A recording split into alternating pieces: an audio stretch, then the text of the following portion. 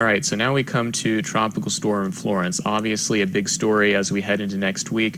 If we take a close-up look at the storm today, we'll see that things have changed a bit since we discussed it yesterday. Yesterday it was decoupled with the low-level and mid-level centers in different spots. We have seen a reduction in the shear today and a realignment of the circulation so that when you look at it now, it's more vertically stacked. But what ended up happening earlier this morning is we had a kind of a comma shape here to the cloud field, and a lot of dry air was getting punched in from the south side and wrapping in. This was dry air left over southwest of the storm from that shear. Now we can see this outflow spreading out to the southwest and a lot less shear on this side, but this remnant dry air has gotten wrapped in, and it takes some time to get rid of this. What you're seeing right now are fits and starts of convection near the center of circulation. You can see that it's mostly on the northern side right now. It's not really complete in coverage. It's not a solid mass of convection around the storm, but that will gradually change because as this vigorously rotates, this is a very well-defined circulation. It's picking up moisture off the water. The dry air has been cut off from its source, so whatever is getting ingested will eventually mix out without getting replenished, and as a result the storm's environment will continue to moisten as it spins over the next day or so, and intensification will likely resume soon. What the recon plane found today is a strong tropical storm, winds of about 70 miles per hour at a maximum just below hurricane strength, and Florence will likely be a hurricane once more in fairly short order. You can see the motion is slow, only about 5 miles per hour right now, off toward about the due west has been the long-term average motion, and we're watching very carefully to see how long Florence moves due west without gaining any latitude toward the north. Right now, what's probably helping to keep it south is some northerly mid-level flow, and if you look really careful at the satellite picture, you'll see some mid-level cirrus moving down your screen on the northern side. You have to look at this for a while. There's multiple layers of flow evident here, but there are some cloud elements that move toward the south, and this is pushing on the mid-level part of this vortex. The storm, of course, feels flow at many altitudes, and so it is a combination of those flows that ends up in the net direction toward the west.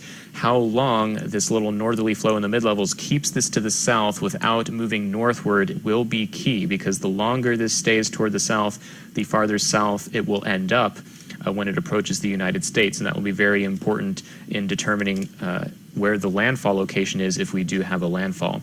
Now, as far as the intensity forecast for Florence goes, unfortunately, now that the shear is letting up, it's a kind of all systems go for Florence over the next few days. This is the GFS forecasted upper level flow at 200 millibars for Tuesday evening, so in about 3 days. This is where Florence is expected to be, somewhere around there. There's Bermuda to the northeast, and what you see is this upper level ridge located to the northeast of the storm, and it's bringing southeasterly flow over the top of the hurricane, and the hurricane is also moving toward the northwest in this direction. So this is a low shear situation, and with no real dry air sources around after the current dry air mixes out, Florence would likely intensify quite a bit over the very warm water in this part of the Atlantic. And so unfortunately, this is expected to become a major hurricane as it draws near to the United States eastern seaboard. Right now, the National Hurricane Center does expect it to become a major hurricane with winds of somewhere around 140 miles per hour, give or take. There's uncertainty in that within 4 or 5 days,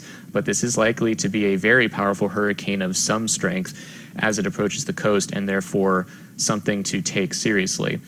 As far as the track goes, we're still dealing with a lot of uncertainty here. This is the GFS ensemble mean 500 millibar map, valid on Thursday morning sometime. This is where the general location of Florence might be expected, somewhere in this area here. Not exactly sure where. This is the ridge to the east trying to steer the storm. The flow is clockwise around the ridge, trying to bring Florence to the north. However, depending on exactly where Florence is, this flow may be more northwestward toward a more southerly location on the U.S. coast, and there's really a whole swath of locations that could still receive a landfall. We're talking about anywhere from North Florida to the Outer Banks of North Carolina is the current window where the storm could end up. And indeed, there is also still a chance for a track east of the United States entirely, although right now that seems a little less likely than a direct impact, which is more likely right now.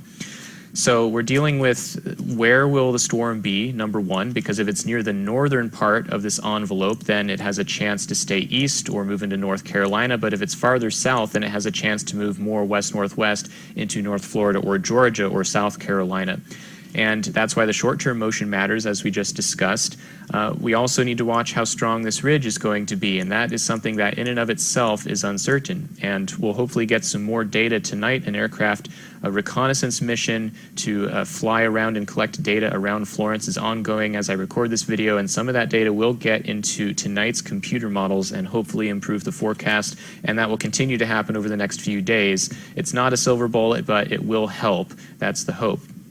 The other problem with this storm, unfortunately, is that as this ridge begins to steer the storm toward the U.S. coastline, it will be weakening as it does so. And the problem with this pattern is there's no big trough to the west to help bring the storm north quickly. In fact, you can see the jet stream goes off your screen here on the north side. There is a giant area of quiescent flow, very light steering flow over the entire eastern U.S. during this time. As this ridge weakens and as this little trough over the Tennessee Valley weakens, steering currents may slow considerably as the hurricane approaches the coast. And so unfortunately, Florence may slow down a fair bit as it nears the U.S. coast. That could mean lots of flooding problems and also long exposure potentially to wind impacts and surge, depending on the exact timing of the slowing. And this could also wreak havoc with the track forecast near landfall as well. So there are difficulties ahead and lots of details still quite murky. So don't focus too much on the exact details. What we do know right now is that this is likely to impact the United States in some way, although there is still a door out to sea. It seems more likely right now that a direct landfall somewhere along the southeastern U.S. coastline is likely to happen, and you can see the official forecast bringing it quite close by the time we get to Thursday afternoon. However, the timing here could also vary, so don't assume that this is necessarily your time limit before impacts arrive, not to mention that winds, surf, and rain in front of the eye will arrive before the eye itself. This is a product that you can look at from the National Hurricane Center showing the earliest reasonable arrival time of tropical storm force winds. This takes into account potential errors in the track and tells you when the earliest possible arrival time might reasonably be expected to happen. Here it's Wednesday evening, not Thursday afternoon where it shows the eye position here, but potentially as soon as Wednesday evening. So really this is telling you that Tuesday and Wednesday are sort of your last days of preparation when this starts nearing the coast. And this is a situation where, although there's a lot of uncertainty still, it's not that many days away now. After we get into the early part of next week, the preparation window starts to close. So this is something where if you don't have a hurricane plan set in place and ready to put into motion if you need it, make one and figure out what you're going to do if your particular location falls within the area of impacts of Florence. Again, an impact somewhere is likely and could encompass multiple states. Remember, even after this landfall point, although that's where the wind impacts will be maximized and the surge, lots of rain could get inland here, even up into the mid-Atlantic, and there's still no guarantee that the storm won't come very close to the coast and still try to come up into the mid-Atlantic at some point. So things to be thinking about. Lots of impacts could occur over a swath of states over the eastern U.S., depending on the exact track. So we're going to keep a very close eye on this, of course, as well as the other storms in the Atlantic here. Florence, we've got Isaac, which could impact the Caribbean roughly at the same time that Florence is impacting the U.S., and then Helene, after impacting the Cabo Verde Islands tonight and tomorrow, will no longer be a threat after that point. And we also have Olivia impacting Hawaii also in about 5 days. All of these things will be happening concurrently, so stay with us, stay up with the official information sources such as the National Hurricane Center and your local emergency management officials to get the best information for your specific location and what you should be doing.